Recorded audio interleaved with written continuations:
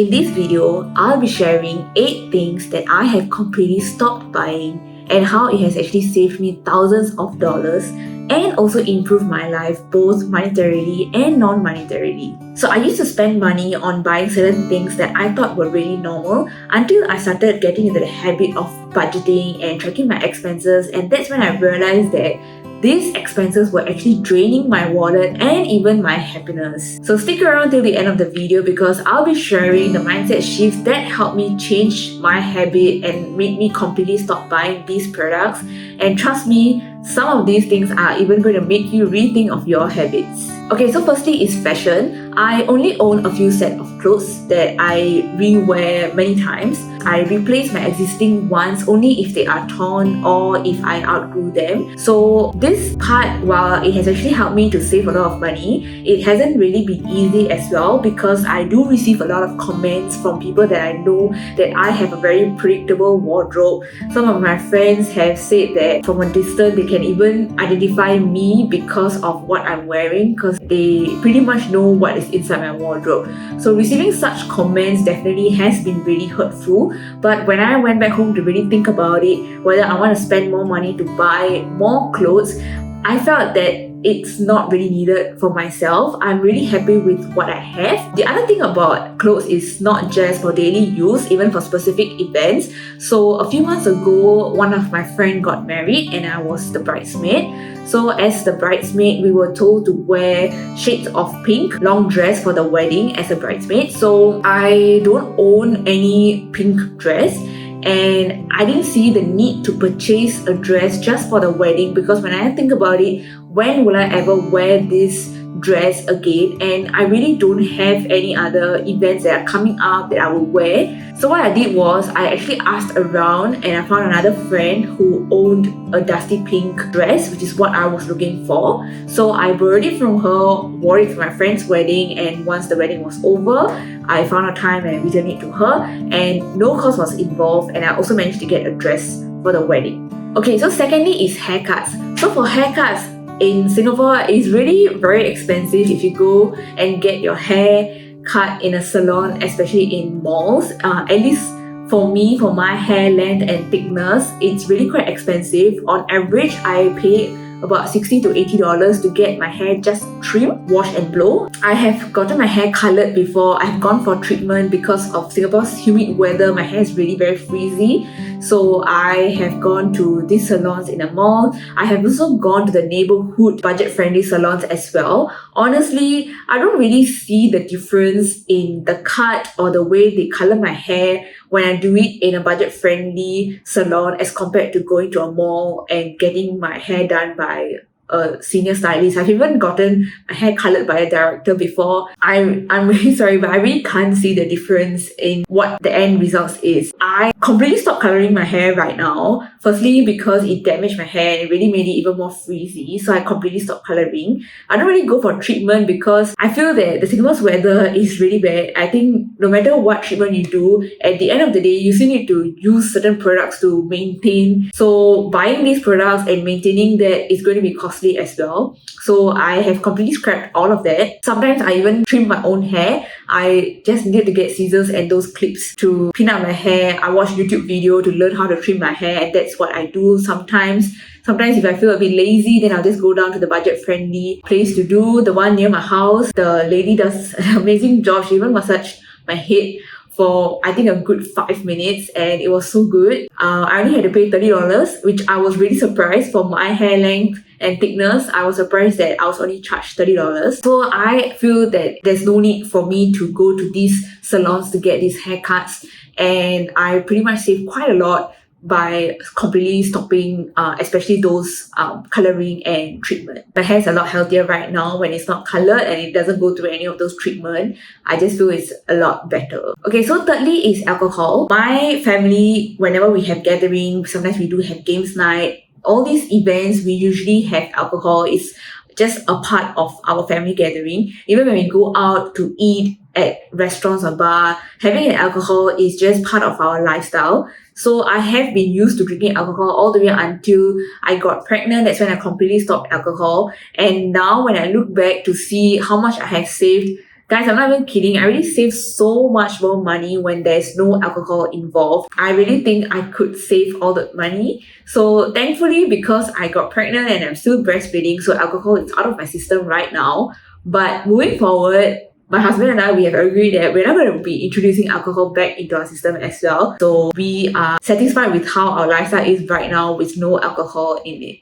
The next one is gym membership. I know most of you guys might be able to resonate with me in this thing where you think that if you apply for a gym membership, then you're going to motivate. That is the motivation to bring yourself to gym and start exercising. The truth is, that's not how it really works. Maybe for some people it might work, but for me, it totally did not work. I even got a gym membership that is less than 5 minutes walk from my workplace to go there. And to level it up, I even paid for a personal trainer so that I'm going to get myself committed to exercise. So during the personal training session, which lasted for about 2 to 3 months, I was really committed. I went for all my sessions and I completed the package. But right after the end of the package, I didn't go to the gym at all. I always had certain reasons, certain excuses. I'm always very kind to myself to say that, okay, today you had a very bad day at work. Maybe you just need to rest your mind. You can always exercise tomorrow. So that's what I kept doing to myself, and I ended up not going to the gym. My level of inertia is really high and I really am struggling to get back to exercising. And I watched a lot of videos. And from what I learned was, I think the basic things that I have to do right now is just, I need to get myself out of the house and go for walks. And then the second thing to do is to do basic exercises at home. Maybe 10 push-ups, 10 squats. Right now, exercise is not even part of my routine yet. If I'm not even able to get that into my routine and do this basic thing, then gym is a far-fetched thing. I am definitely not going to go to the gym if I can't even do these two things. So that's why I told myself that I will start bringing in exercise as part of my routine. And once I can achieve this, it's too easy and I need a bit more challenge where I need to bring in weights and maybe certain equipment. Then I might reconsider getting gym membership. But till then, gym membership is out of the picture. The next one is Netflix subscription. So recently, my husband and I wanted to watch a movie. And then we were scrolling on Netflix. I think for a good 20 minutes, we were trying to find a movie that had a rating of 8 and above so that we will feel that we had not wasted watching a movie that was not really good. We really wanted to spend quality time, and time is so precious right now with the kids, so we don't want to watch a bad movie. So we're looking for a movie that was 8 and above. To be honest, there were some movies, but the thing is we've already watched them before. So we're looking for a movie that we've not watched before, and we couldn't find the movies at all. So we spent 20 minutes trying to find a movie and we couldn't find it. Then we started Googling to see what other movies are there, and those movies with rating 8 and above were not available on Netflix. So in the end, we decided to stream the movie from our phone to the TV. So then that made me wonder, okay, if I'm going to do that, then why am I paying for Netflix if I'm not even watching the shows that are available on Netflix? So that's when I felt that, okay, maybe I'm not going to be renewing this Netflix subscription again. Next is phone upgrade. So I really love Apple products, and Apple releases a new phone every year. But the thing is, when you look at the price of the phone and the additional features that you get in this new phone versus what you already have, I don't think it justifies the price. I have friends and family members who already own iPhone 16, and when I see it, yeah, I do see that the camera quality is better. There are a few features that are good, but do I really need them and will I really use these features? The answer is actually no. So it doesn't justify why I need to pay this additional $1,000 or $2,000 to either upgrade or to completely buy a new phone just because it's the latest phone and it's in the trend right now. Currently, I'm using iPhone 13. I don't know whether they even sell this phone, but I'm just going to stick to this phone until this phone has issues. So that's how I have decided with regards to the products that I own, not just a phone, my AirPods, my Apple Watch, everything is going to stay as it is until it spoils. Then that's when I'm going to be getting the newer version. The seventh one is paid apps. So usually I don't really pay for any apps, but last year, after I gave birth, as a new mom, I was very paranoid and I really wanted to be super organized in everything. So when it came to tracking babies, nappy change, sleep time, feeding time, everything, I wanted a perfect app to be able to track that. I wanted to know all the activities that I should be able to do with my kid and how to sleep train my kid such that there's no cry involved. All these things, I was really reading so much into this, and when people recommended that this is the app that really helped them, I'll just pay and buy the app without thinking so much on whether will I really use it. And the regret I have is some of these apps, they do have free version, and I didn't really explore that. I was just, okay, this worked for them, I think it will work for me because we are all moms and maybe we should be able to understand each other. So that was the mistake that I did. So I ended up paying for 3 paid apps, and I don't really use these 3 paid apps anymore. One of the apps was the major regret because the app tells you what are the activities that you can do with your kid to help them with their fine motor, gross motor skills. I felt that this was really not worth it because there are actually so many articles out there. There are so many TikTok videos, Instagram videos, even on YouTube. There's so many moms who share what they do with their kid during their free time.